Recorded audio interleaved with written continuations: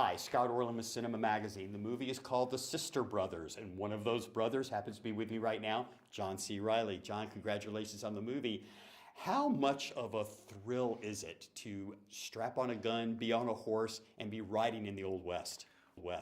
Well, that's like a childhood fantasy, right? Every little boy wants to be a spaceman or a fireman or a cowboy, and I'm certainly no different. But that said, the movie, although it has the trappings of a Western, we tell kind of a different story. The background is a Western, and the tapestry that we work off of is a Western. But it's really a movie about relationships and familial connections, and also what was happening to the world at the time. This transformative moment in the American West in the 1850s.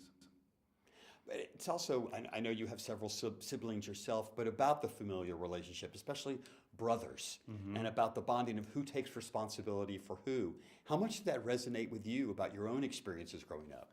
Yeah, I think anyone who's been in that kind of close brotherly, whether it's your actual brother or someone that you feel as close to as a brother, can recognize that feeling of sort of being caught in this centrifugal force, this symbiotic relationship of someone that both feeds you and drags you down, and you just can't live or die without them, So that was definitely true. Our characters in the movie, Joaquin and I, were almost like, sort of like these child soldiers in Africa, pressed into this violent life at a time before they've matured and before they've developed empathy or, any of the kind of the leavening qualities of adulthood. If you take a child and you press them into this violent life, it sort of stunts them.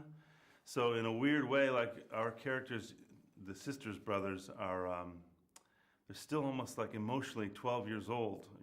Sort of these two boys just band together in this traumatic situation, and then it's them against the world for the rest of their lives. And so we meet them in the film when they've been doing that for quite a long time, and they're starting to wonder, like, how much longer can we survive like this? Speaking of surviving like this, you're a city boy, grew up in Chicago. So those sequences when you're out in the woods, even like with your characters, I don't know exactly where the filming locations were.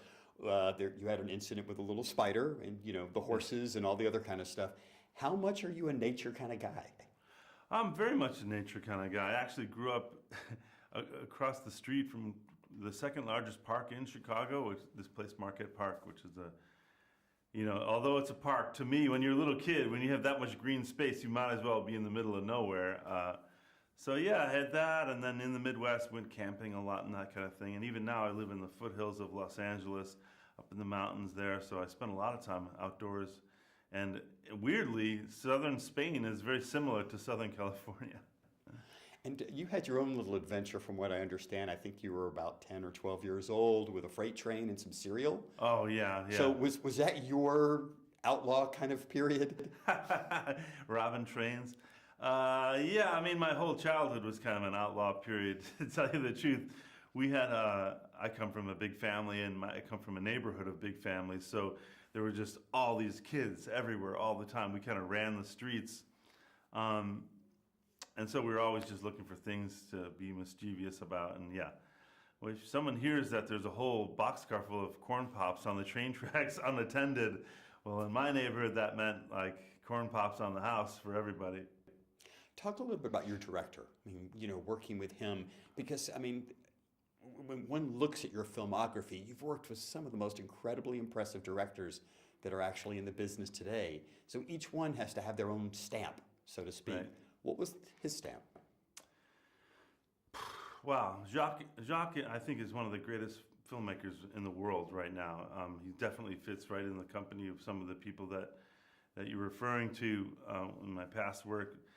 Jacques kind of like, since he came from writing and then editing, and he comes from a film family, he's sort of like, there's no area of weakness for him. He understands cinematography beautifully. He understands pace, which is very important. That's a place where a lot of directors kind of paint themselves into a corner, But someone who's been an editor before understands, like, no, this needs to move here, it needs to move here. We can't linger too long on this. We have to keep moving. And that's one of the great things about the story. Even though we cover a lot of ground, literally and figuratively, the pace is just boom, boom, boom, boom, boom. That, and then personally, you know, I think French people in general in the film world have a real sensitivity, and they give you the space to allow yourself to become vulnerable, and also Jacques has one of the most amazing bullshit detectors I think I've ever worked with. So that's great because you know if it's not really there, he's gonna let you know. But it's also tough because you're like, all right, try again, because you know you're not gonna get away with anything. Well, thank you for not bullshitting us right here. Yeah. John C. Reilly, congratulations on the movie, and this is Scott Orlin. Until next time.